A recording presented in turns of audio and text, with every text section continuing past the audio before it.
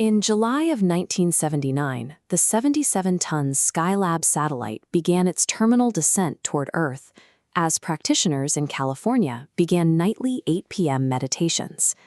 While the public worried about where the massive debris might land, this group focused on releasing their sense of the physical world. When Skylab finally re-entered the atmosphere, it plummeted into the sea near Perth, Australia, leaving the city without a single injury. This wasn't the only correlation they observed. They noted a similar pattern with natural disasters. Before they began their work, hurricanes and floods were erupting across the country.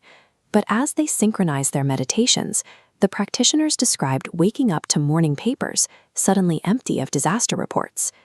They then applied these same principles to holiday travel. During the July 4th weekend, despite high-volume traffic and dire statistical estimates, road fatalities dropped by 45% nationwide, setting new records for highway safety. For those involved, these repeated correlations formed a pattern too consistent to ignore. They viewed these events as evidence of a hidden mechanic, the suggestion that a specific internal adjustment could override what we perceive as physical law. Our standard reaction to any crisis is built on the belief that we are material bodies inhabiting a material world. When a problem arises, we reflexively reach for a physical tool to fix it. We see this clearly during energy shortages, where motorists remain queued for hours, relying on external supplies to maintain their way of life. We look to science, new inventions, and the extraction of physical resources from the earth, believing the solution must come from the same material plane as the problem.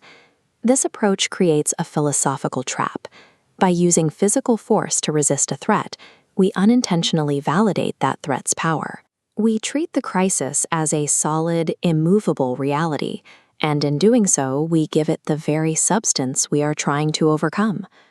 Solving a material crisis with a material mind tends to ignore the source of the problem. If our survival depends on a resource that can be depleted, we find ourselves in a constant struggle that eventually exhausts our potential. To move past this struggle, the practitioners utilize a concept called the principle of no power. This is the starting point for shifting perspective away from the physical conflict. The logic follows that the moment you draw a sword to resist an evil, you have admitted that the evil is a real force with the capacity to harm you.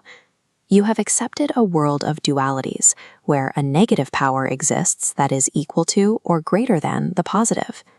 The alternative is to practice assigning zero power to worldly conditions. This involves unseeing the visible crisis, whether it is a disease, a lack of supply, or a disaster, and refusing to acknowledge it as an authority over your life.